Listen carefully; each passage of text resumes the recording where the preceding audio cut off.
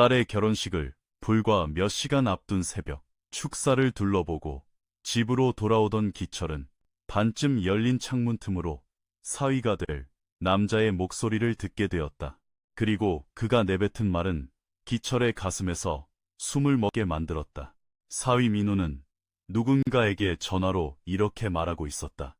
기철의 딸은 그저 목적을 위한 수단일 뿐이며 이 결혼은 함정이고 기철이 40년 동안 피땀 흘려 일군 이 농장이 1년도 채 지나지 않아 그들 가족의 손에서 영영 벗어나게 될 것이라고. 기철은 소리를 지르지도 문을 박차고 들어가지도 않았다. 그는 그저 가만히 기다렸다. 그리고 그 새벽 그가 어떤 일을 벌였는지 제단 앞에 선 그 누구도 예상하지 못했다. 기철의 청림농장은 그리 크지도 그렇다고 작지도 않았다. 딱 한 남자가 40년 가까운 세월 동안 단 하루도 쉬지 않고 월요일부터 일요일까지 뼈가 부서져라 일했을 때 건사할 수 있는 정확히 그만한 크기였다. 발기철은 62살이었다. 너무 이른 나이에 너무 많은 짐을 짊어져 굽어버린 듯. 그리고 사람의 살코기가 아니라 마치 다른 단단한 물질로 만들어진 듯한 투박한 손을 가진 사내였다. 그의 손은 땅을 일구고 씨를 뿌리고 무너진 울타리를 고치고 송아지를 밟고 병든 소를 묶고 창고를 짓고 몸이 비명을 지르며 멈추라 할 때도 결코 멈추지 않았던 손이었다.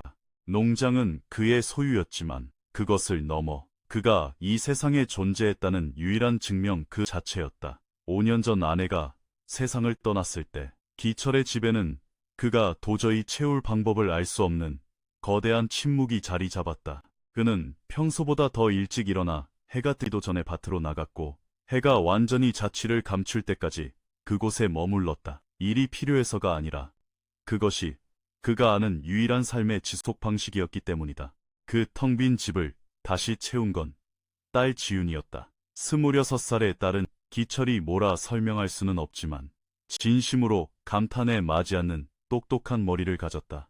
서울에서 재무학을 전공한 그녀는 농장으로 돌아와 모든 장부와 회계를 떠맡았고 엉망이던 시스템을 재정비했다. 그러고도 매일 밤마루에 아버지와 마주 앉아 차를 마실 수 있는 여유까지 만들어냈다. 두 사람은 많은 말을 나눌 필요가 없었다. 그저 곁에 있다는 존재감만으로도 충분했다. 최민우가 그들의 삶에 등장한 건 1년 조금 전이었다. 한 대형 스마트 농업법인의 대리인이라는 30살의 이 청년은 예의가 발랐고 남의 말을 귀 기울여 들을 줄 아는 인내심을 가졌다. 지역 농업 박람회에서 처음 인사를 나눈 후 그는 비즈니스를 핑계로 농장을 다시 찾았고 이내 저녁 식사를 함께하게 되었으며 어느새 집안에 자연스럽게 녹아들었다. 기철은 너무 빨리 다가오는 사람은 항상 무언가를 원한다는 세상을 살며 터득한 연륜 어린 경계심을 품고 민우를 관찰했다. 하지만 민우는 달라 보였다. 그는 순수한 관심으로 땅에 대해 물었다. 부르지 않아도 필요한 일을 먼저 나서서 도왔다.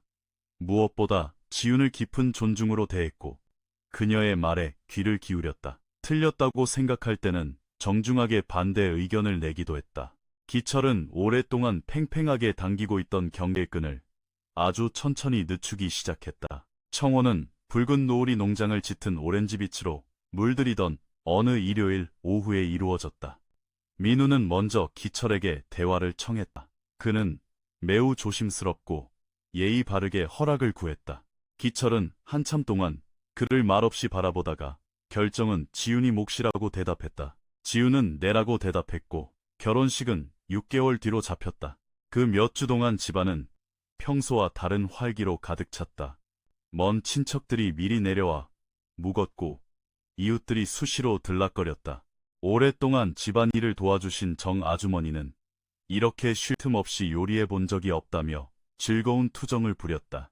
집안에는 기쁨이 있었고 기분 좋은 소음이 넘쳤다. 그리고 기철은 매일 밤 마루에 앉아 차를 마시며 이 모든 행복 속에서도 왜 자신의 마음 한구석에 있는 작고 정체 모를 불안감이 가라앉지 않는지 이해하려 애썼다. 그는 그것이 죽은 아내에 대한 그리움 탓이라 여겼다. 아내가 꼭 있어야 할 자리에 없다는 사실이 주는 상실감이라고 스스로를 다독이며 불안을 삼키고 잠자리에 들곤 했다. 하지만 결혼식 전날 새벽, 잠은 끝내 오지 않았다. 새벽 4시가 다 되어갈 무렵 기철은 억지로 잠을 청하기를 포기했다. 자리에서 일어나 끈도 묶지 않은 채 작업화를 꿰어 신고 손전등을 든 채 밖으로 나갔다. 전날부터 어미가 예민하게 굴던 새로 태어난 송아지 상태를 확인하고 싶었다. 사실 그것은 핑계에 불과했다. 농장은 그가 걷고 싶을 때면 언제나 적당한 핑계를 만들어 주었다. 공기는 차갑고 맑았으며 도심에서는 결코 볼 수 없는 별들이 밤하늘을 가득 채우고 있었다. 기철은 목지를 지나 축사에 도착했고 얌전한 송아지와 한결 평온해진 어미소를 확인했다. 낡은 나무 기둥에 몸을 기댄 채 어린 시절부터 익숙했던 그 짙은 침묵을 잠시 들었다. 문제의 창문을 지나친 것은 다시 집으로 돌아오던 길이었다. 손님방은 집 뒤편, 축사와 부엌 뒷문으로 이어지는 길목에 있었다. 창문은 반쯤 열려 있었고 그 안에서 휴대전화 화면에서 나오는 옅은 불빛이 새어나왔다. 기철은 그냥 지나치려 했다. 그의 발걸음을 그 자리에 얼어붙게 만든 것은 목소리였다. 민우의 목소리였다. 차분하고 정교한. 지난 1년이 넘는 시간 동안 기철이 단 한 번도 들어본 적 없는 차가운 톤이었다. 그것은 대화가 아니라 누군가에게 지시를 내리는 자의 목소리였다. 그는 수화기 너머의 상대를 오직 회장님이라고만 불렀다. 그리고 그가 내뱉는 말들은 지난 6개월 동안 기철이 품어왔던 모든 평온한 생각들을 산산조각 내버렸다. 기철은 손에 든 손전등을 끈 채 짙은 어둠 속에 서서 미동조차 하지 못했다. 통화가 끝난 후에도 그는 한참을 그곳에 서 있었다. 이윽고 칠흑 같은 밤하늘을 올려다보며 깊은 숨을 내쉬었다. 아주 짧은 시간 안에 너무나 거대한 진실을 소화해내야만 하는 사람의 본능적인 호흡이었다. 그런 다음 그는 발소리를 죽인 채 서재로 들어가 조용히 문을 닫고 작업을 시작했다. 결혼식까지는 4시간도 채 남지 않은 상황. 기철의 머릿속 어딘가에서 아주 오래된 기억 하나가 꿈틀거리기 시작했다. 다시는 꺼낼 일이 없을 거라 생각하며 깊은 곳에 묻어두었던 기억이었다. 기철의 서재는 비좁았고 오래된 종이 냄새가 났다. 짙은 낡은 나무 책상 하나, 의자 2개, 모서리 페인트가 벗겨진 철제 캐비닛이 전부였다. 책상 위에는 전날 밤 마시다만 커피잔이 놓여 있었다. 그는 방 전체를 밝히는 형광등 대신 창문 밖으로 빛이 새어 나가지 않을 만큼만 밝혀주는 작은 스탠드 하나만 켰다. 그는 두 손을 책상 위에 넓게 편 채 잠시 앉자 자신이 들은 내용을 정리하려 애썼다. 민우의 통화는 3분이 채 되지 않을 정도로 짧았지만 그것만으로도 너무나 충분했다. 민우는 결혼식이 예정대로 진행될 것이며 감정적인 부분은 모두 해결되었다고 말했다. 혼인신고 서류에 도장이 찍히는 즉시 자금 이동을 시작할 수 있다고도 했다. 부부 공동 명의로 막대한 빚을 끌어다 쓰는 위임장에 관한 이야기, 그리고 법인이 이 농장을 헐값에 매입하게 될 것이라는 계획까지. 그 모든 것이 마치 평범한 업무 일정을 검토하듯 너무나 자연스럽게 뱉어졌다. 그리고 짧은 침묵 끝에 민우는 한마디를 덧붙였다. 압니다. 지윤이가 이런 꼴을 당할 이유는 없다는 거. 저도 압니다. 기철은 멍하니 벽을 응시했다. 그 세 마디는 계획 자체를 바꾸진 못하더라도 민우가 자신이 무슨 짓을 저지르고 있는지 정확히 알고 있다는 명백한 증거였다. 자신이 잘못하고 있다는 걸 모르는 놈은 고쳤을 수라도 있다. 하지만 알면서도 그 짓을 하는 놈은 완전히 다른 부류다. 기철은 휴대전화를 꺼내 급히 녹음 버튼을 눌렀던 파일을 열었다. 28초짜리 음성 파일. 볼륨을 최소로 낮추고 귀에 바짝 댄 채 재생했다. 녹음은 문장 중간부터 시작되었고 가장 결정적인 내용이 나오기 직전에 끊겨 있었다. 녹음된 내용 자체는 너무 모호했다. 일반적인 비즈니스 협상이라고 우기면 그만일 내용이었고 이미 진실을 알고 있는 사람이 아니라면 누구도 설득할 수 없는 수준이었다. 기철은 휴대전화를 끄고 침묵에 잠겼다. 더 많은 것이 필요했다. 어떤 의심의 여지도 남기지 않을 확실한 물증이 필요했다. 남은 시간은 4시간이 채 안 되었다. 그는 철제 캐비닛으로 다가갔다. 트럭 열쇠고리에 달린 작고 녹슨 자물쇠로 늘 굳게 잠가두는 맨 아래 칸을 열었다. 그 안에는 그가 처음 이 땅에 일부를 샀을 때의 낡은 서류들, 집문서, 계약서들이 들어있었다. 그리고 맨 안쪽 가장자리를 마른 테이프로 덕지덕지 붙여놓은 누렇게 바랜 종이철 안에는 언젠가 다시 필요할지 몰라버리지 못하고 보관해둔 것이 있었다. 22년 전의 소송 기록. 최성호, 그것이 이름이었다. 2년 가까운 법정 다툼 끝에 기철이 가진 돈을 모조리 바닥나게 만들었던 사내. 최성호는 기철의 아버지가 수십 년 전에 청림농장 부지의 일부를 자신에게 불법으로 팔았다고 주장하며 위조 서류를 들고 나타났었다. 전문가의 감정 끝에 서류가 가짜임이 밝혀졌지만 싸움은 길고도 지저분했다. 최성호는 패소했다. 양측 변호사들에게 막대한 빚을 진 채 완전히 파멸하고 조롱받으며 마을을 떠났다. 기철은 종이 한 장도 함부로 버리지 않는 성격이었기에 그 모든 기록을 예방 차원에서 보관해 두었다. 이제 그 누렇게 바랜 서류들을 훑어내려가자 하나의 진실이 너무나 선명해졌다. 최민우는 최성호의 아들이었다. 서류에 밝힌 성씨와 이름이 한 번도 의심해본 적 없던 차가운 사실과 연결되고 있었다. 민우는 그저 돌아올 적당한 때를 기다렸던 것이다. 아버지는 실패했다. 그리고 아버지는 아들에게 우리의 땅을 억울하게 빼앗겼으며 언젠가 다시 우리 가족의 품으로 되찾아와야 한다는 세뇌를 심으며 키웠을 것이다. 기철은 서류철을 천천히 덮었다. 우연이 아니었다. 처음부터 단 한 번도 우연인 적이 없었다.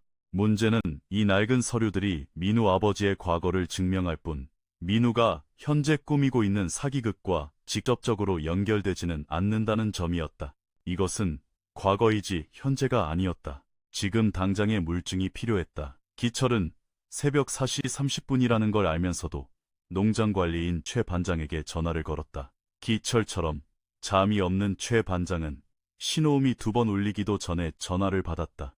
최 반장, 관공서문 열자마자 등기소에 가서 이름 하나만 조회해줘. 최민우. 그 이름이 최근 이 지역 농지 매입이나 법인 설립에 연관된 기록이 있는지 뭐든 좋으니 싹 다 찾아봐. 수화기 너머로 짧은 침묵이 흘렀다. 오늘 지윤이 아가씨 결혼식 날 아닙니까? 형님, 알아. 그러니까 지금 전화하는 거야. 최 반장은 더 이상 묻지 않았다. 문이 열리는 즉시 등기소에 들어가겠다고 짧게 답하고 전화를 끊었다. 기철은 손을 멈추지 못한 채 낡은 서류들 넘기며 기다렸다. 페이지를 넘길 때마다 분노가 조금씩 차올랐다. 하지만 그것은 차가운 분노였다. 소리치거나 눈물을 흘리는 분노가 아니라 철저하게 계산하고 움직이는 류의 분노. 새벽 5시 30분, 복도에서 가벼운 발소리가 들렸다. 기철에게 너무나 익숙한 발소리. 서재문이 천천히 열렸고 손에 USB 메모리를 든 지윤이 들어왔다. 그녀의 눈은 단 1분도 베개에 머리를 대지 못한 사람의 눈이었다. 급하게 틀어 올린 머리에 잠옷 차림을 한 그녀의 얼굴에는 기철이 그녀가 아주 어렸을 때부터 보아왔던 특유의 표정이 서려 있었다. 절대 알고 싶지 않았던 무언가를 기어코 알아내고야 말았을 때 짓는 그 표정. 두 사람은 말없이 서로를 응시했다. 지윤이 책상 위에 USB를 내려놓았다. 그리고 그 옆에 마치 계약서처럼 보이는 출력된 종이 한 장을 함께 올려두었다. 그 사람이 집에서 같이 쓰는 공용 컴퓨터에 확인해달라고 남겨둔 폴더에서 찾았어요. 지윤은 굳이 민우의 이름을 입에 올리지 않았다. 우리 청림 농장 매매 의향서예요. 4개월 전 날짜로 찍혀있고 그 사람이 한 지주회사의 대표 자격으로 서명했어요. 기철은 서류를 내려다본 뒤 다시 딸을 바라보았다. 청혼하기 3주 전에 서명한 거네요. 지윤의 목소리는 어두운 방에서 혼자 울어야 할 시간을 이미 지나쳐 강 건너편에 도달한 사람처럼 단호했다. 서재 안에는 두 사람 모두 얼마나 흘렀는지 가늠할 수 없는 무거운 침묵이 맴돌았다. 창밖 농장은 여전히 짙은 어둠에 잠겨 있었고 새들도 아직 울지 않았다. 세상이 잠시 멈춰 있는 듯한 새벽의 틈바구니였다. 기철이 누렇게 바랜 서류철을 열어 오래된 문서를 딸 쪽으로 밀어주었다. 지윤이 그것을 읽었다. 페이지를 하나하나 넘기는데 몇 분이 걸렸다. 그리고 기철은 딸이 이 모든 사태의 전말을 온전히 깨닫는 정확한 순간을 목격했다.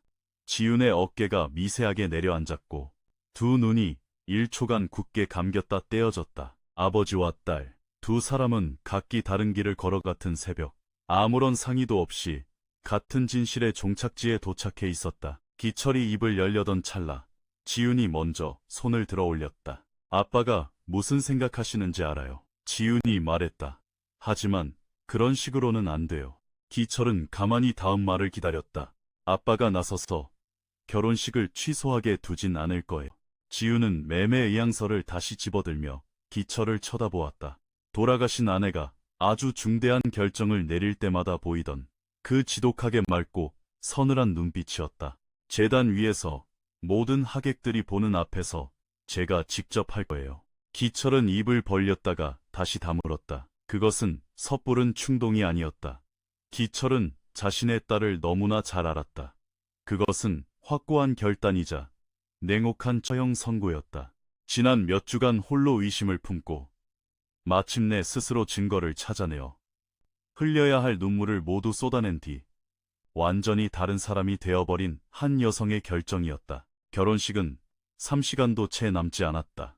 이제 두 사람은 앞으로 벌어질 모든 일의 세부 사항을 완벽하게 조율해야 했다. 거사가 시작되었을 때 단 한 치의 흔들림이나 오차도 있어선 안 되기 때문이다. 지우는 커피를 가지러 주방으로 갔다. 카페인이 필요해서가 아니라 서재로 돌아오기 전 잠시 숨을 고를 2분의 혼자만의 시간이 필요해서였다. 기철은 책상에 흩어진 서류들을 보며 머리를 비상하게 굴렸다. 그는 딸이 가져온 계약서를 한 줄 한 줄 꼼꼼히 읽어내려갔다. 회사 로고가 밝혀있고 인감도장이 찍혀있으며 공증 날짜까지 명시된 완벽한 진짜 서류였다. 지주회사의 이름은 CK 파트너스, 최성호와 발기철. 두 사람의 성씨를 합친 이름이라는 걸 기철은 단번에 알아챘다. 스쳐 지나가기엔 너무 작은 디테일이었지만 결코 우연일 리 없는 거대한 악이었다. 민우는 자신이 빼앗을 농장을 집어삼킬 회사 이름에 자신의 성씨와 기철의 성씨를 나란히 박아 넣은 것이다. 기철은 한참 동안 그 이름을 노려보았다. 이것은 단순한 탐욕을 넘어선 무언가였다. 분노였고 자신이 승리했다는 사실을 영원히 기록으로 남겨 스스로를 증명하고 싶어하는 병적인 집착이었다. 이런 종류의 복수심은 하루아침에 생겨나지 않는다. 오랜 세월 공들여 심어지고 길러지는 것이다. 그는 오래된 서류철을 다시 뒤져 최성호의 예전 주소가 적힌 종이를 찾았다. 200km쯤 떨어진 작은 지방도시. 22년 전 소송이 진행되었던 관할 구역이었다. 당시 기철을 대리했던 변호사가 문서, 가장자리에 휘갈겨 쓴 메모도 있었다. 피고 막대한 채무를 짐, 가족의 생계가 위태로움, 다시 돌아올 가능성 희박함.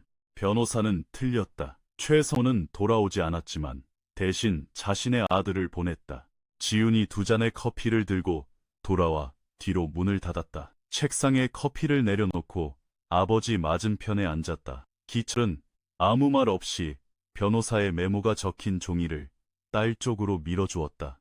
지윤이 그것을 읽고 고개를 들었다. 이 땅이 원래 자기네 가족 것이라는 말을 평생 듣고 자랐겠네요. 지윤이 질문이 아닌 확신으로 말했다. 그런 모양이다. 어느 순간부터 그 말이 진짜인지 묻기를 멈추고 어떻게 뺏어올지 치밀하게 계획만 짰겠죠.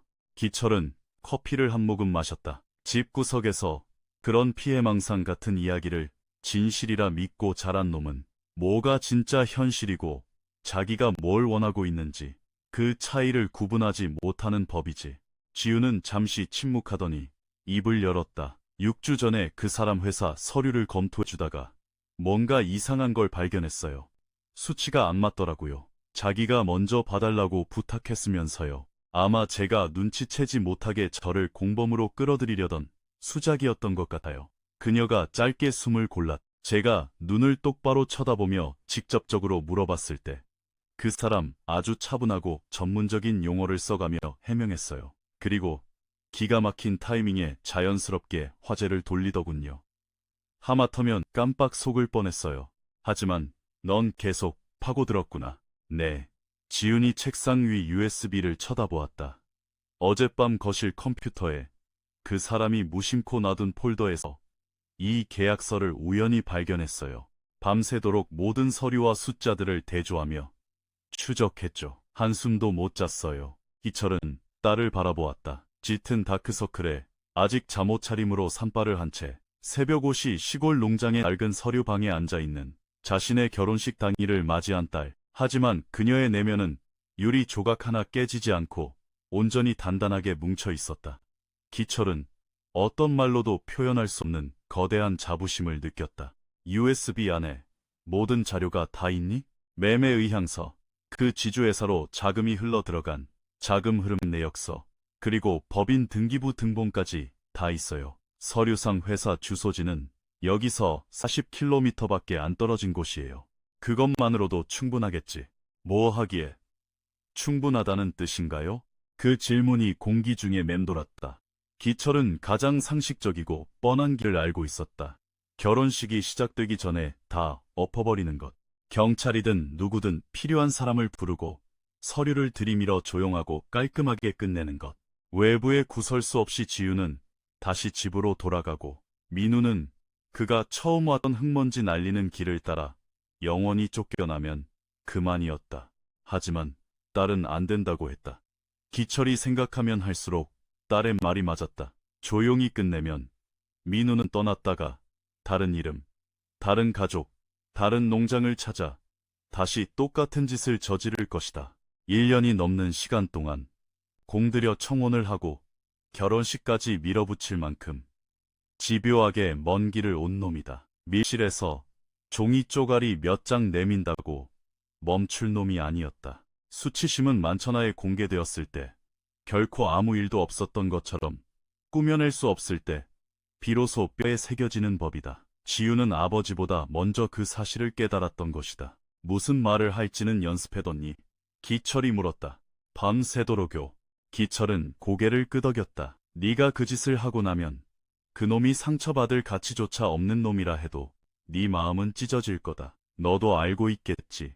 지우는 대답하기 전 아주 짧게 멈칫했다. 알아요. 하지만 어차피 아플 거라면 언제 누구 앞에서 아플지는 제가 선택할 거예요. 그때 책상 위 기철의 휴대전화가 진동했다. 최 반장이었다. 형님, 등기소문은 아직 안 열었는데 쪽에 아는 직원이 있어서 문자로 확인 좀 부탁했습니다. 형님이 주신 최민우라는 님, 8개월 전에 설립된 CK 파트너스라는 지주회사의 대표이사로 뜹니다. 기철은 지훈을 바라보았다. 그녀도 통화 내용을 들으며 굳은 표정을 짓고 있었다. 더 나온 거 있나? 최 반장? 그 법인 이름으로 이 동네 인근 농장 3군데에 매매 의향서를 걸어둔 게 추가로 나옵니다. 두 곳은 이미 가압류 절차가 진행 중이네요. 정작 농장 주인들은 아직 까맣게 모르고 있을 확률이 높습니다. 기철은 수고했다는 말과 함께 전화를 끊었다. 잠시 휴대전화를 쥔 채 멍하니 허공을 응시했다. 청림 농장만이 아니었다. 민우는 동시에 여러 곳에서 거미줄을 치고 있었다. 기철의 농장이 규모가 가장 크고 아버지의 원한 때문에 상징적인 의미가 컸겠지만 평생을 바쳐 일군 땅 위에 자신도 모르는 빚더미가 쌓여 하루아침에 쫓겨날 운명에 처한 가엾은 이웃들이 더 있었다. 최 반장님도 아시나요? 지윤이 물었다. 눈치챌 만큼은 알겠지. 지윤은 자리에서 일어나 숫자를 다루는 사람, 특유의 정교한 손놀림으로 서류들을 분류하기 시작했다. 증거 자료 하나하나를 순서대로 맞추고 지주회사, 계약서, 자금 내역서, 최성호의 이름이 적힌 옛날 소송 기록을 따로 모았다. 그리고 그 모든 것을 새롭고 깨끗한 서류철 안에 우겨 넣었다. 때가 올 때까지 이건 제가 가지고 있을게요. 지윤이 서류철을 쥐고 말했다. 기철이 시계를 보았다. 아침 6시 20분. 창밖 하늘 가장자리부터 동이 터오고 있었다. 곧 집안 사람들이 깰 것이고 하객들이 아침을 먹으러 거실로 내려올 것이다. 정 아주머니는 부엌에서 분주하게 움직이기 시작할 테고 민우는 기철이 수도 없이 보아왔던, 그러나 이제는 소름 끼치도록 역겨운 그 다정한 미소를 지으며 나타날 것이다. 앞으로 몇 시간 동안 그들이 겪어야 할 가장 큰 시련은 추가 증거를 찾는 것이 아니라 아무것도 모르는 척 연기하는 것이었다. 그리고 40년 동안 육체의 고통과 두려움, 피로를 숨기며 묵묵히 밭을 갈아온 발기철은 감정을 숨기는 법에 있어서만큼은 타의 추종을 불허하는 사내였다. 하지만 기철이 샌들을 끄고 서재를 나서는 순간까지 머릿속을 맴도는 질문은 따로 있었다. 지우는 재단 위에서 온전히 혼자이므로 그 일을 해내겠다고 했고 기철도 동의했다. 하지만 딸이 그토록 악랄한 놈과 수많은 사람들 앞에서 피투성이가 되어 싸우는 걸 그저 방관해야 한다는 것. 그것은 기철이 62년 평생 살며 요구받은 일 중 가장 견디기 힘든 고통이었다. 정 아주머니는 6시 30분에 기철이 부엌 발판 밑에 숨겨둔 열쇠로 문을 열고 들어왔다. 언제나 그렇듯 그녀에겐 지시가 필요 없었다. 잔칫날 아침에 무엇을 해야 하는지 본능적으로 아는 사람이었다. 20분 만에 가스레인지 불이 켜졌고 구수한 된장찌개와 밥 짓는 냄새가 온 집안을 채웠다.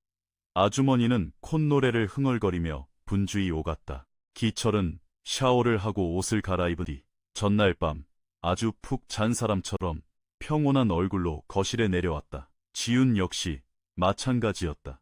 그녀는 단정하게 머리를 빗어넘기고 심플한 블라우스를 입은 채 상냥한 미소를 띠며 부엌에 나타났다.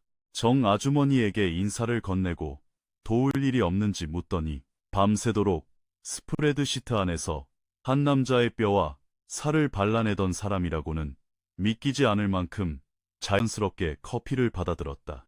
기철은 식탁 반대편에서 딸을 지켜보며 속으로 생각했다. 나보다 낫구나. 아침 7시가 넘어가자 첫 하객들이 거실로 모여들었다. 전날 버스를 타고 미리 내려온 지윤의 고모, 얼굴도 잘 기억나지 않는 사촌들, 그리고 주례를 서 주기로 한 지인 내외까지. 집안은 금세 사람들의 왁자지껄한 목소리와 커피향, 결혼식에 대한 질문들로 가득 찼다. 기철은 자동응답기처럼 묻는 말에 대답했다. 그래, 성당 예식은 십시야. 점심은 식이 끝나고 농장 앞마당에 출장 뷔페를 불렀어. 장식도 아주 근사하게 잘해놨고. 7시 30분 민우가 내려왔다. 깔끔하게 면도를 하고 예복을 입기 전 편안하면서도 단정한 셔츠 차림이었다. 억지로 꾸미지 않아도 방 안의 공기를 부드럽게 장악하는 그 특유의 수완 좋은 모습 그대로였다. 그는 만나는 사람마다 이름을 부르며 인사를 나눴고 정 아주머니가 건네는 커피를 진심으로 고마워하며 받은 뒤 곧바로 부엌 아일랜드 식탁에 기대어 있는 지윤에게 다가갔다. 기철은 그들에게서 시선을 떼지 않았다. 민우가 지윤의 뺨에 가볍게 키스하며 기철에겐 들리지 않을 만큼 작게 속삭였다. 지윤이 미소로 화답했다. 눈꼬리까지 닿지 않는 가짜 미소였지만 상황을 무마하기엔 충분했다. 민우는 그 미세한 차이를 눈치채지 못했거나 알아채고도 속으로 코웃음을 쳤을 것이다. 아침 시간은 거대한 폭풍이 몰아치기 전의 고요함처럼 특유의 지루하고도 팽팽한 긴장감 속에서 천천히 흘러갔다. 기철은 창고에서 화환들을 마루로 옮기는 걸 도왔고 나이든 사촌과 최근 소가 폭락에 대해 의미 없는 대화를 나누었으며 평소보다 3배는 많은 커피를 들이켰다. 겉으로는 모든 것이 완벽하게 평범했다. 하지만 속으로는 1분 1초가 목을 짓누르는 거대한 바위 같았다. 아침 8시 30분쯤 기철이 가장 우려했던 순간이 찾아왔다. 민우가 서재로 들어간 것이다. 아마 거실, 화장실에 사람이 있어 안쪽을 쓰려 했던 모양이었다. 서재 문은 반쯤 열려 있었고 복도에 서 있던 기철은 문틈으로 상황을 지켜보았다. 민우는 방 한가운데서 걸음을 멈추더니 책상을 힐끗 보고는 몇 초간 가만히 서 있었다. 증거 서류가 든 파일은 당연히 없었다. 지윤이 방에 내려오기 전 자신의 침실에 꽁꽁 숨겨두었으니까. 하지만 철제 캐비닛 맨 아래 칸, 늘 굳게 잠겨있던 그 자물쇠가 풀린 채 바깥으로 아슬아슬하게 매달려 있었다. 새벽에 기철이 다급히 서류를 꺼내느라 자물쇠를 다시 채우는 것을 깜빡한 것이다. 누구도 신경 쓰지 않을 아주 사소한 디테일. 하지만 민우는 그것을 알아챘다. 기철은 그 남자의 시선이 필요 이상으로 길게 자물쇠에 머무는 것을 똑똑히 보았다. 이내 민우는 아무 일도 없었다는 듯 서재를 나와 부드럽게 문을 닫고 거실로 돌아갔다. 기철은 엇박자로 뛰는 심장을 부여잡고 복도에 우두커니 서 있었다. 10분 뒤 기철은 마루에서 다른 하객들과 떨어져 있는 지훈에게 민우가 다가가는 것을 목격했다. 대화는 2분 남짓 이어졌다. 기철은 소리를 듣지는 못했지만 두 사람의 몸짓이 뿜어내는 언어를 읽었다. 민우는 차분하게 말하고 있었지만 아침에는 없던 어깨에 뻣뻣한 긴장감이 역력했다. 지우는 그의 말을 듣고 무언가 대답을 했고 대화 도중 가벼운 웃음까지 터뜨렸다. 민우가 돌아선 후 지우는 손에 든 종이컵을 꽉 쥔 채 허공을 응시했다. 이윽고 그녀가 고개를 돌려 기철과 시선이 마주쳤다. 기철이 말없이 눈썹을 들어 올리며 괜찮냐고 물었다. 지우는 남들이 알아채지 못할 만큼 미세하게 고개를 끄덕였다. 괜찮아요. 두 사람이 점심 연회장 테이블을 확인한다는 핑계로 마당 뒤편으로 빠져나와 아무도 없는 곳에 이르러서야 지훈이 입을 열었다. 그 사람이 USB에 대해 물어봤어요. 거실 컴퓨터에 중요한 업무 파일을 두고 온 것 같아서 식전에 잠깐 확인하고 싶은데 혹시 제가 그 파일들을 건드렸냐고 묻더라고요. 지훈은 이번 주 내내 거실 컴퓨터는 켜보지도 않았다고 천연덕스럽게 거짓말을 했다고 말했다. 그리고는 신부님과 예식 시간 확인은 잘 끝났냐며 화제를 돌려버렸다고 했다. 그놈이 믿는 눈치더냐? 기철이 낮게 물었다. 확실진 않아요. 하지만 자기가 진짜로 찔리는 게 있으니 더 이상 꼬치꼬치 캐물으면 스스로 무덤을 파는 꼴이라 그쯤에서 물러날 수밖에 없었을 거예요.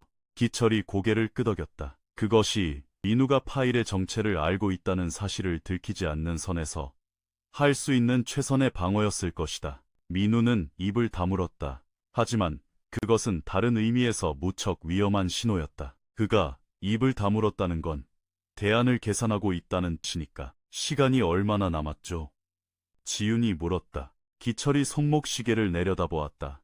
1시간 20분. 지훈은 깊게 숨을 들이마셨다. 그럼 이제 신부 화장을 하러 가야겠네요.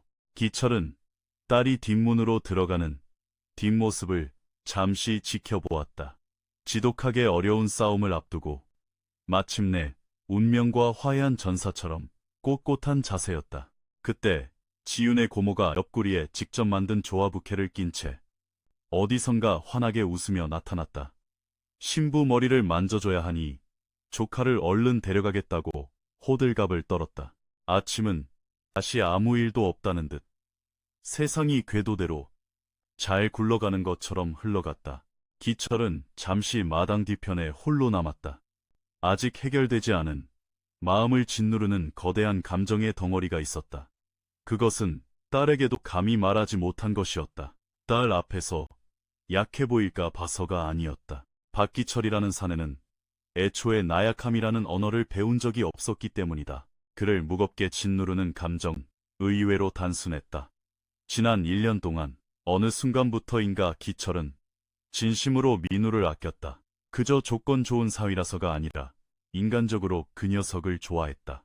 딸이 마침내 평생을 믿고 의지할 좋은 남자를 만났다고 생각했다. 어느 햇살 좋은 오후에는 이 넓은 잔디밭에서 뛰어놀 손주의 모습을 상상하기도 했었다. 그런데 이제 그 모든 것이 기철이 평생 짊어지고 가야 할 수치심이 되어버렸다. 치밀한 각본을 짜고 제 발로 앞문을 열고 들어온 사기꾼에게 진심으로 애정을 내어줄 만큼 철저하게 속아 넘어갔다는 늙은 아비의 수치심. 하지만 수치심은 사치였다. 그날 아침 기철에겐 그런 사치를 누릴 시간조차 없었다. 그는 집으로 돌아가 화장실에서 찬물로 세수를 했다. 거울에 비친 자신의 얼굴을 딱 2초간 응시한 뒤 식장으로 갈 양복을 차려입었다.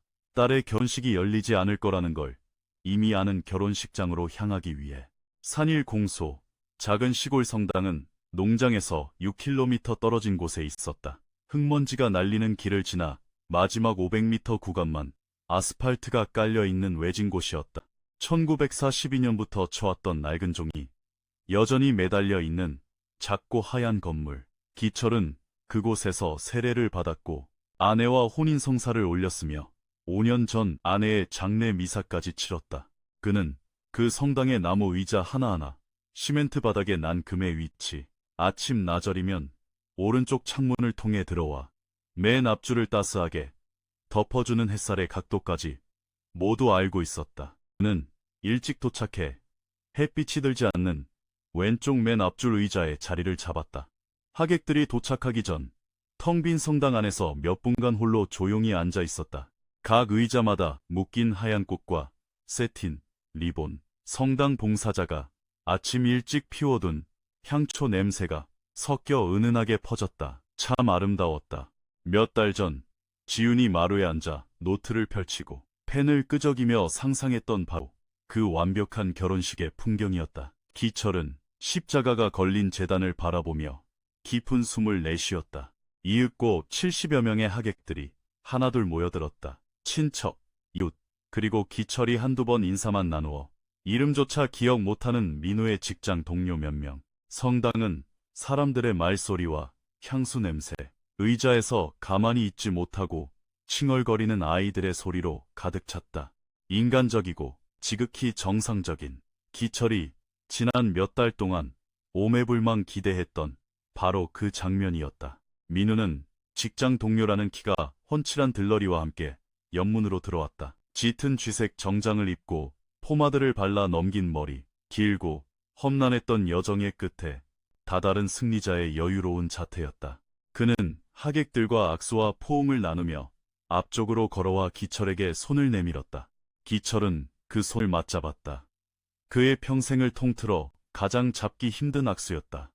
힘이 달려서가 아니라 끓어오르는 사리를 진누를 지독한 냉정함이 필요했기 때문이다. 기철은 딱 적당한 시간, 너무 길지도 짧지도 않게 그놈의 눈을 똑바로 쳐다보며 저 멀리서 오신 가족분들은 다 평안하시냐는 의례적인 인사를 건넸다. 민우는 모든 것이 완벽하다며 감사하다고 대답했다. 두 사람은 손을 놓았다. 신부님이 제의실에서 나와 제단에 섰다. 반주자가 부드러운 성가를 연주하기 시작했다. 들러리의 안내로 제단 앞에 선 민우는 예법에 따라 꼿꼿이 서서 신부를 기다렸다. 하객석에선 기대감, 어린 기분 좋은 웅성거림이 일었다. 행복한 장소에 자신이 있다는 것을 아는 사람들만이 낼 수 있는 특유의 소리였다.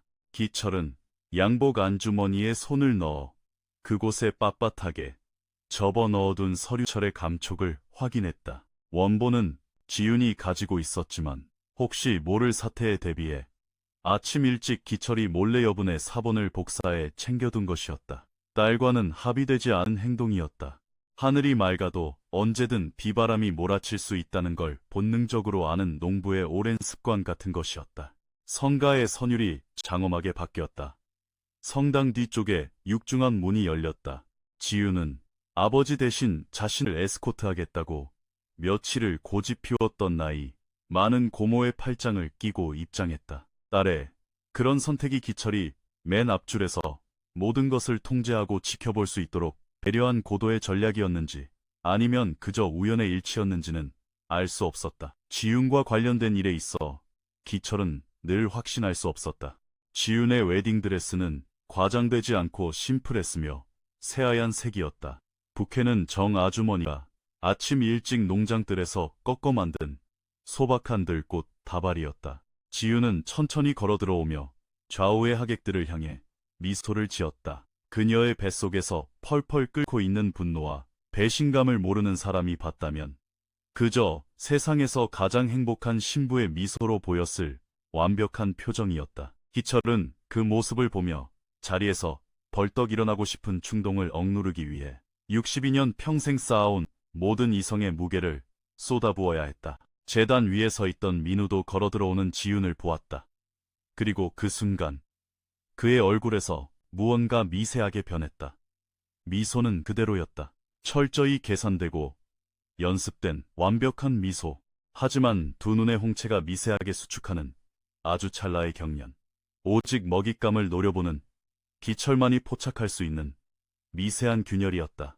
그것은 아침나절 마루에서 USB의 행방을 물었을 때 민우가 지었던 표정과 정확히 일치했다. 머릿속으로 빠르게 경우의 수를 계산하는 사기꾼의 눈빛. 지윤이 재단 앞에 도착했다. 고모는 물러나 자리에 앉았다. 신부님이 낡은 기도서를 펼쳤다. 하객들은 숨을 죽였다. 민우가 지윤을 향해 손을 내밀었다. 지윤은 그 내밀어진 손을 1초 동안 내려다보았다. 영원처럼 길게 느껴지는 1초였다. 그리고 천천히 고개를 들어 민우의 눈을 정면으로 응시했다. 기철은 민우가 자신의 운명을 직감하는 정확한 찰나를 두 눈으로 똑똑히 목격했다. 지윤의 눈빛에는 분노도 없었고 눈물도 없었다. 민우가 변명거리로 삼거나 동정심을 유발할 여지조차 주지 않는 철저한 무감정. 오직 몇 주 동안 파고들고 밤을 새워 진실을 확인한 뒤 단 한 줌의 의심조차 남겨두지 않은 자의 차갑고 투명한 냉혹함만이 서려 있었다. 그것은 이미 모든 진실을 꿰뚫고 상대의 목줄을 쥐고서 단지 밧줄을 당길 타이밍만을 기다리던 자의 눈빛이었다. 신부님이 첫마디를 내뱉기도 전에 민우의 얼굴에서 핏기가 싹 가셨다. 그는 입을 반쯤 벌렸다가 다물었다. 그 찰나의 순간 기철은 예상치 못했던 기묘한 감정을 민우의 얼굴에서 보았다. 후회였다. 그것은 상황을 되돌리거나 용서를 구하기 위한 얄팍한 후회가 아니었다. 자신이 얻고자 했던 탐욕보다 자신이 방금 영원히 잃어버린 것의 크기가 훨씬 더 거대하다는 사실을 깨달은 인간의 본능적인 헛헛함이었다. 하지만 그 감정은 하객 중 누구도 눈치채기 전에 순식간에 사라졌다. 지윤이 돌아서서 하객들을 마주 보았다. 그녀의 목소리는 떨림 하나 없이 단호했고 끊어 읽는 타이밍조차 완벽했다. 여기까지 귀한 발걸음을 해주신 모든 분께 깊은 사과의 말씀을 드립니다. 오늘 결혼식은 없습니다. 성당 안은 완벽한 정적에 휩싸였다. 공기마저 무겁게 짓눌리는 듯한 끔찍한 침묵이었다. 지윤은 부케 안쪽에 교묘하게 숨겨두었던 얇은 서류철을 꺼냈다. 맨 앞줄에 앉은 기철조차 그 순간까지 부케 속에 서류가 숨겨져 있다는 사실을 눈치채지 못했었다. 지윤은 당황해 한 발짝 뒤로 물러선 신부님의 기도서 위에 가져온 계약서를 활짝 펼쳐 올려놓았다. 그리고 다시 민우를 향해 몸을 돌렸다. 이 계약서는 당신 것이지. 당신의 개인 파일에서 찾았어. 나한테 청혼하기 정확히 3주 전에 당신이 직접 서명한 것. 당신이 실질적으로 지배하는 지주회사가 우리 청림농장을 헐값에 매입하기로 한 이면 계약서. 단 2초의 침묵. 난 정말 당신을 진심으로 믿었어. 그리고 오늘 내가 느끼는 유일한 수치심은 바로 그 사실뿐이야. 성당 맨 뒷자리에 앉아있던 민우의 일행 중 하나가 거짓말 마라. 묘고함을 질렀다. 그 순간 기철이 자리에서 일어났다. 그는 아무 말도 하지 않았다. 그저 맨 앞줄에 서서 제단을 등진 채 딱 벌어진 어깨와 편안하게 늘어뜨린 두 팔로 하객석을 향해 우뚝 섰다. 40년의 고된 노동으로 굽어버린 62세의 사내. 오직 결혼식이나 장례식에만 꺼내 입는 낡은 양복을 입은 그 노인은 소리친 그 남자가 꼬리를 내리고 다시 자리에 앉을 때까지 짐승 같은 눈으로 그를 노려보았다. 다시 완벽한 정적. 민우는 여전히 제단 위에 서 있었다. 반쯤 벌어진 입, 지윤을 향해 고정된 초점 없는 눈. 몇 년 동안 치밀하게 쌓아 올렸던 그의 뱀 같은 화술은 완전히 증발해 버렸다. 그의 인생 처음으로 플랜 B가 없는 상황이 닥친 것이다. 세련되게 빠져나갈 구멍도, 전문적인 용어로 점철된 핑계도, 기가 막힌 타이밍에 화제를 돌릴 방법도 없었다. 오직 70명의 증인 앞에서 늙은 신부님의 기도서 위에 팽개쳐진 발가벗은 진실만이 존재할 뿐이었다. 민우는 단 한마디의 변명도 하지 못한 채 성당 측면 복도를 통해 빠져나갔다. 도망치듯 뛰지도 않았고 소리도 지르지 않았다. 언제나처럼 곧은 어깨와 빳빳하게 든 턱을 유지한 채 뚜벅뚜벅 걸어나갔다.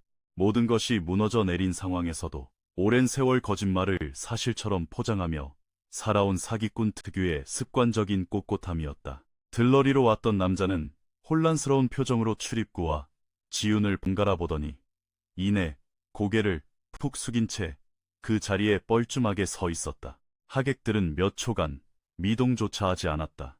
이윽고 성당 곳곳에서 웅성거리는 소리가 번지기 시작했다. 70명의 사람들이 똑같은 충격적인 장면을 목격했지만 대체 어떻게 반응해야 할지 몰라 당황할 때 터져나오는 낮고 산발적인 속삭임. 73세의 라오 신부님은 무척 평온했다. 이 작은 성당에서 수십 년을 봉직하며 세상의 온갖 풍파를 다 목격한 분이셨다. 어지간한 일에는 동요조차 하지 않는 노인은 두 손가락으로 조심스레 서류를 집어들더니 마치 자신의 소관이 아닌 물건을 반납하듯 지훈에게 묵묵히 돌려주었다. 지훈은 서류를 다시 접어철에 넣은 뒤 제단에서 내려왔다. 기철은 중앙통로에서 딸을 기다리고 있었다. 두 사람은 아무런 서두름 없이 메인 문을 통해 성당을 빠져나왔다. 오전 10시에 눈부신 햇살이 비치는 울퉁불퉁한 돌바닥을 지나 성당 밖 커다란 느티나무 그늘 아래로 향했다. 그제야 성당 안의 하객들은 자신들이 방금 무엇을 목격했는지 파악하려 웅성거리며 뒤따라 나오기 시작했다. 나무 그늘 아래에서 두 사람은 잠시 말없이 섰다. 이윽고 지훈이 입을 열었다. 끝났어요. 그것은 질문이 아니라 확인이었다. 기철이 고개를 끄덕였다. 그녀는 괜찮아 보였다. 적어도 두 발로 땅을 딛고 서서 떨림 없는 목소리를 내고 문서를 든 손이 흔들리지 않을 만큼은 괜찮았다. 하지만 기철은 딸을 알았다. 지금 당장 그녀의 내면을 소용돌이치고 있을 그 복잡한 감정들, 안도감, 분노, 슬픔, 그리고 몇 주 동안 이 모든 진실을 홀로 짊어지고 버텨낸 자의 끔찍한 피로감이 완전히 해소되려면 아주 긴 시간이 필요할 것이라는 사실을. 집으로 가겠니? 기철이 물었다. 네. 하지만 그 전에 해야 할 일이 있어요. 지우는 휴대전화를 꺼내 최 반장에게 전화를 걸었다. 내일 월요일 아침 등기소가 문을 열자마자 미리 준비해둔 서류 사본들을 들고 가서 정식으로 그 법인에 대한 이해 제기와 가처분 신청을 접수하라고 지시했다. 최 반장은 아침 8시 정각에 문을 부수고서라도 들어가겠다고 대답했다. 전화를 끊은 지우는 잠시 휴대전화 화면을 응시했다. 다른 농장 사람들이요. 그녀가 말했다. 그 지주회사가 집어삼키려던 다른 피해자들한테 당장 알려야 해요. 기철은 즉시 대답하지 않았다. 오늘 새벽 최 반장이 다른 농장들에 대해 언급한 이후 기철 역시 내내 그 생각뿐이었다. 확인된 곳만 최소 3가구. 아마 본격적인 조사가 시작되면 더 많은 피해자가 나올 것이다. 평생을 바친 자기 땅에 자신도 모르는 강제 매각 절차가 은밀하게 진행되고 있다는 사실도 모른 채 어젯밤 편안하게 잠들었을 그 사람들. 하나씩 하자꾸나. 기철이 말했다.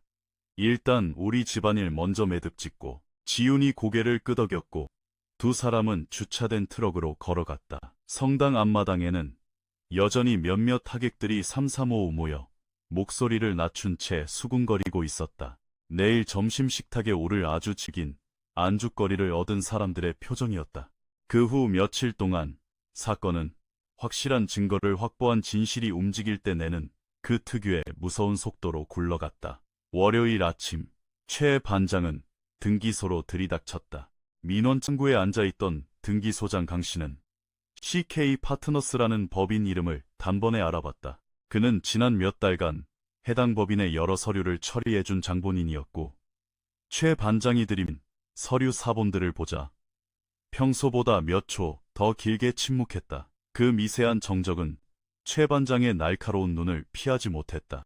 일주일 뒤 지훈이 선임한 변호사에게 모든 서류가 넘어갔을 때 등기소장 강 씨는 이미 사기단의 내부 공범으로 지목되어 있었다. 그는 민우의 위조 서류들을 진짜처럼 공증해주고 합법적인 거래로 위장해준 핵심 브로커였다. 61세, 등기소 짬밥만 22년인 그는 22년 전 최성호가 청림농장을 빼앗으려 버렸던 첫 번째 사기극 때도 그를 뒤에서 도왔던 인물이었다. 기철은 며칠 뒤 오후 마루의 변호사와 마주 앉아 그 사실을 전해들었다. 변호사가 돌아간 후 기철은 한참을 묵묵히 앉아 있었다. 퍼즐의 마지막 조각이 맞춰지는 순간이었다. 민우는 혼자서 이 거대한 사기극을 기획한 게 아니었다. 아버지의 원한뿐만 아니라 아버지의 썩어빠진 인맥과 시스템까지 고스란히 물려받은 것이다. 22년 전에 그 부패한 공무원은 더 늙고 교활해져 더욱 은밀하게 어둠 속에서 민우를 도왔다. 민우 아버지의 실패한 복수극은 22년 만에 완벽한 형태로 부활했으나 너무나 완벽하게 꼬리가 잡혔기에 무너지는 것도 한순간이었다. 민우는 농장에서 300km 떨어진 한 도시의 오피스텔에서 체포되었다. 평소 출장 핑계를 대고 은신처로 쓰던 곳이었다. 지훈의 변호사는 사기를 입증할 완벽한 증거들, 약혼전에 서명된 매매 의향서, 지주회사의 자금 흐름표, 다른 농장들을 노린 불법 가압류 기록을 법원에 제출했다. 사건은 일사천리로 진행되었다. 민우는 3명의 변호사를 선임하려 했으나 사건의 정황을 본 2명은 수임을 거절했다. 다른 피해, 농장 가족들에게도 이 사실이 전달되었다. 지훈은 그중 2곳을 직접 찾아갔다. 차를 몰고 흙길을 달려 그 농장의 거실에 마주 앉아 자신이 찾아낸 서류와 그들이 처한 상황을 차근차근 설명했다. 2 농장의 주인 모두 넋을 잃고 충격에 빠졌다. 민우의 지주회사는 이미 그들이 서류의 내용을 제대로 이해하기도 전에 도장을 찍게 만들 만큼 교묘하게 상황을 진척시켜 놓은 상태였다. 다행히 3곳의 농장은 매각 절차를 무효로 되돌릴 수 있었다. 나머지 한 곳은 이미 너무 많은 돈이 오간 탓에 기나긴 법정 싸움이 불가피했다. 기철은 딸이 이 모든 일을 처리하는 과정을 곁에서 묵묵히 지켜보기만 했다. 돕고 싶지 않아서가 아니라 이것이 자신의 몫이 아님을 알았기 때문이다. 이 싸움의 시작을 연 것도 끝을 맺는 것도 온전히 딸의 몫이었다. 교회 사건이 있은 지 2달쯤 지난 어느 목요일 오후 기철은 누런 서류 봉투 하나를 들고 최 반장의 집으로 향했다. 최 반장은 문 앞에서 괭이에 묻은 진흙을 털어내고 있었다. 2 사람은 평상에 마주 앉아 커피를 마시며 소갑 시세와 올해 유독 가물어버린 날씨에 대해 시시콜콜한 이야기를 나눴다. 그러다 기철이 탁자 위에 서류 봉투를 툭 올려놓았다. 농장 뒤편 구릉지 3000평. 자네 이름으로 등기 이전에 놨네. 최 반장은 봉투를 물끄러미 바라보았다. 열어보지도 당장 무슨 말을 꺼내지도 않았다. 한참 뒤에야 고개를 들어 기철을 쳐다보았다. 이러실 필요 없습니다. 형님, 필요 있어.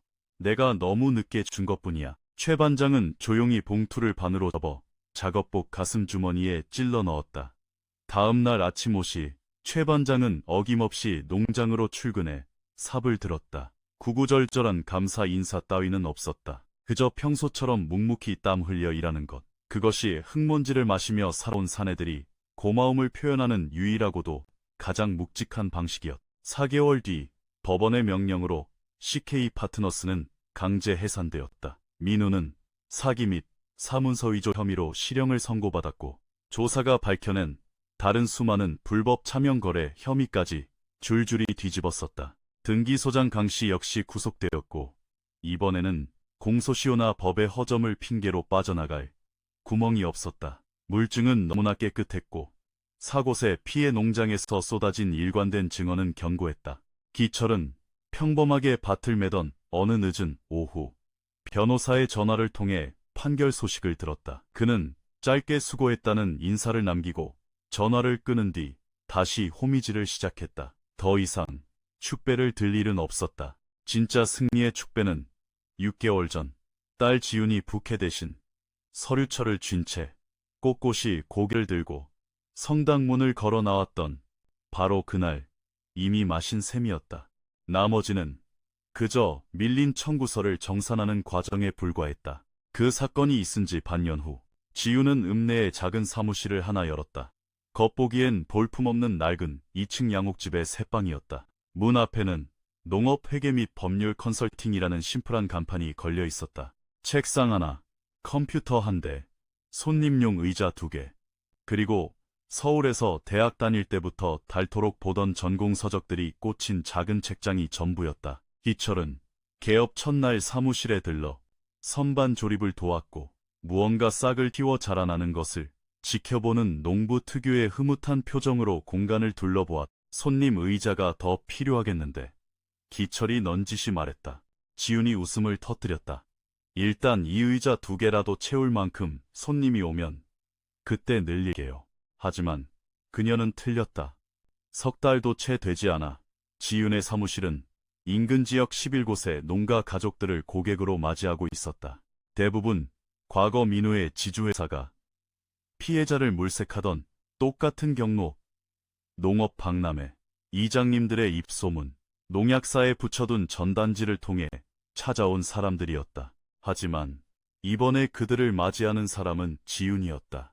그녀가 건네는 것은 기회의 탈을 쓴 함정이 아니라 흙 묻은 손으로 펜을 쥐고 도장을 찍기 전 그 종이 쪼가리가 정확히 무엇을 의미하는지 한글로 풀어서 설명해주는 서늘한 진실이었다. 지훈은 개업 전부터 돕고 있던 3건의 사기 피해 농장 계약을 완전히 무효화시키는 데 성공했다. 늙고 투박한 농장 주인들은 그게 어떤 법적 절차를 거쳐 해결되었는지는 전혀 이해하지 못했지만 결과값 하나만큼은 확실히 이해했다. 자신들의 땅을 지켜냈다는 것, 그것으로 충분했다.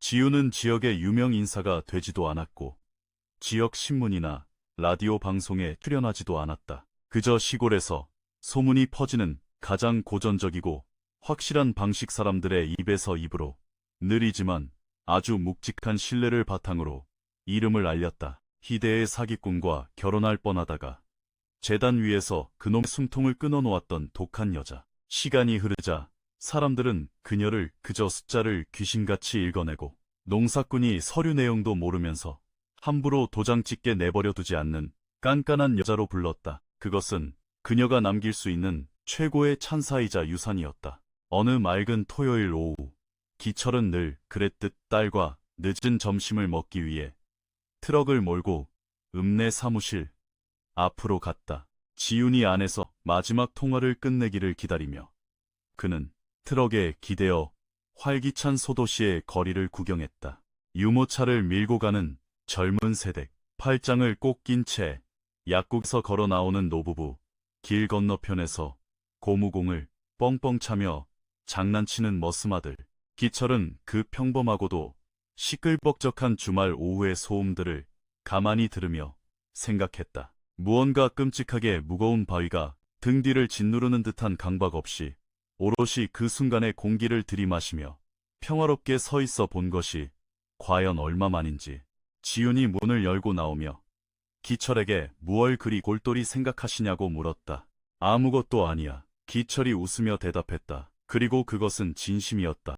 그의 겨울은 유독 일찍 찾아왔다. 새벽 공기는 예년보다 일찍 얼어붙었고 기철은 아침마다 요통을 느끼며 잠에서 깼다. 그는 그것이 오래된 매트리스 탓이라 여겼고 정 아주머니는 나이 탓이라 핀잔을 줬다. 아마 아주머니의 말이 맞을 것이다. 그는 평소처럼 일어나 얼어붙은 부엌에 공기를 데우려 가스불을 켰고 지훈이 농장에 자고 갈 때마다 미리 내려놓은 커피를 마셨다. 지훈은 읍내에 번듯한 오피스텔을 얻어놓고도 툭하면 농장으로 들어와 자고 갔다. 그녀는 왜 그리 자주 본가로 기어들어 오는지 굳이 설명하지 않았고 기철 역시 묻지 않았다. 7월의 어느 쌀쌀한 금요일 새벽이었다. 기철이 마루에 앉아 따뜻한 커피잔을 양손으로 쥐고 있을 때 저 멀리 흙길을 따라 지훈의 차가 들어오는 소리가 들렸다. 새벽 5시 40분, 지훈은 두꺼운 코트를 걸치고 한쪽 어깨에 백팩을 맨 채 또다시 밤을 꼴딱 새운 사람, 특유의 부스스한 얼굴로 차에서 내렸다. 하지만 표정만큼은 이상하리만치 맑아 보였다. 아침 8시에 회의 있지 않았니? 기철이 물었다. 일찍 서둘렀어요. 그녀는 집으로 들어가 커피를 한 잔 챙겨들고 마루로 돌아와 아버지 옆에 앉았다. 두 사람은 한동안 말없이 기철이 어린 시절부터 질리도록 보아왔던 그 특유의 색깔로 서서히 밝아오는 텅 빈 들녘을 응시했다. 처음엔 짙은 잿빛, 그 다음엔 이름 붙일 수 없는 오묘한 푸른빛, 그리고 마침내 태양이 고개를 내밀기 한참 전부터 번지는 붉은 오렌지빛. 요즘 괜찮으세요? 잠시 후 지훈이 정적을 깨고 물었다. 기철은 그 질문의 무게를 진짜로 곱씹어 보았다. 평소 누가 안부를 물으면 입버릇처럼 내뱉는 인사가 아니었다. 괜찮다. 그가 대답했다. 그리고 딸에게는 단답형 이상의 말을 해주고 싶어 한마디를 덧붙였다. 며칠 전에 문득 내 엄마 생각이 나더구나. 내 엄마가 바로 이 자리에서 이렇게 차를 마시던 모습 말이다. 아주 잠깐 슬프긴 했는데 금세 고마운 마음이 들더라. 그리움이라는 게 더 이상 살을 내는 것처럼 아프지 않을 때 남는 감정이란 게 그런 거겠지. 지우는 조용히 듣고만 있다가 기철의 어깨에 자신의 머리를 아주 잠깐 기댔다 떼었다. 길게 끌지 않아도 그 진심의 무게가 온전히 전해지는 그런 종류의 짧은 온기였다. 그리고 두 사람은 다시 고개를 돌려 들녘을 바라보았다. 기철은 더 이상 말을 보태지 않았다. 그럴 필요가 없었다. 가끔 이웃들이나 친척들, 그날 성당에 있었던 사람들이 기철에게 조심스레 묻곤 했다. 민우를 향해 진짜 사리를 느끼진 않았었냐고. 제단 앞 맨 앞줄에 우두커니 서 있던 그 순간 멱살을 잡고 주먹이라도 꽂아 넣고 싶은 충동을 어떻게 참았느냐고. 기철의 대답은 늘 같았다. 당장 처리해야 할 중요한 일이 산더미인데 화내고 분통 터뜨릴 시간이 어디 있어. 그것은 진실이었지만 온전한 진실은 아니었다. 진짜 속마음은 그들 따위에게 굳이 설명하기엔 너무나 복잡했다. 결혼식 전날 새벽, 서재에서 그놈의 끊긴 녹음 파일을 듣고 휴대전화를 손에 쥔 채 앉아있던 그 순간, 아무런 명백한 물증도 없어 숨통이 조이던 그 새벽, 기철의 마음을 지배한 것은 분노가 아니었다. 그것은 너무나 차갑고 고요한 묘한 해방감에 가까운 명징함이었다. 자신의 62년 인생이 방금 그 작은 서재 몇 시간 안으로 고스란히 압축되었다는 깨달음. 그가 평생 바쳐 일군 것, 그가 잃어버렸던 것, 그가 낡은 캐비닛 속에 쑤셔박아 두었던 그 모든 과거의 파편들이 새벽 4시의 조명 아래 흩어져 있었고, 이제 그것들을 어떻게 할지는 온전히 그의 선택에 달려 있었다. 그리고 그가 내린 선택은 딸을 온전히 믿는 것이었다. 그것은 늙고 힘이 빠져서 어쩔 수 없이 내린 나약한 양보가 아니라 그의 인생을 통틀어 가장 명확하고 완벽한 베팅이었다. 민우는 모든 것을 정밀하게 계산했다. 완벽한 타이밍, 사람들의 심리, 법적인 서류, 그리고 접근 방식까지. 그는 투박하고 늙은 농부와 세상 물정 모르는 젊은 딸이 얄팍한 사랑이라는 껍데기에 눈이 멀어 완벽히 농락당할 것이라 계산했다. 하지만 그는 완전히 틀렸다. 그의 치명적인 오판은 오만함에서 비롯된 것이었고, 세상 만사 오만함이 끼어든 계산서는 결국 붉은색 적자, 치즈로 끝맺게 되어 있는 법이다. 기철은 더 이상 민우를 향해 분노를 품지 않았다. 사실 거의 생각조차 나지 않았다. 아주 가끔 떠오를 때면 아무런 감정의 온도도 느껴지지 않았다. 이미 내 삶의 털끝만 한 영향력도 행사할 수 없는 찌꺼기를 바라볼 때 짓는 그런 무심함이었다. 8월의 어느 이른 아침, 기철은 지난 40년 동안 그래왔듯 해가 뜨기 전 눈을 떴다. 지훈이 끓여놓은 커피를 마시고 낡은 작업화를 신고 밀짚 모자를 푹 눌러 쓴 뒤 마루로 나섰다.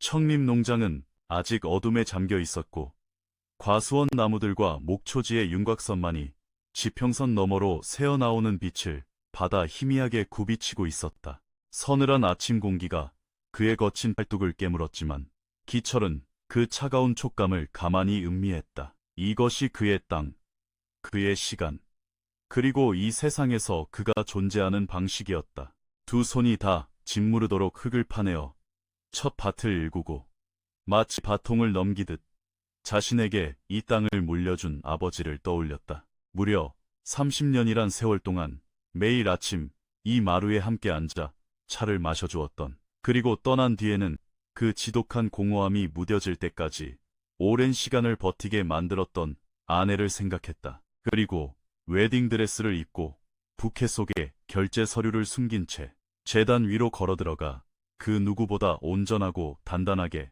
성당 문을 걸어 나왔던 자신의 딸을 떠올렸다. 민호는 그딴 놈이 비집고 들어올 자리는 저 드넓은 지평선 어디에도 존재하지 않았다.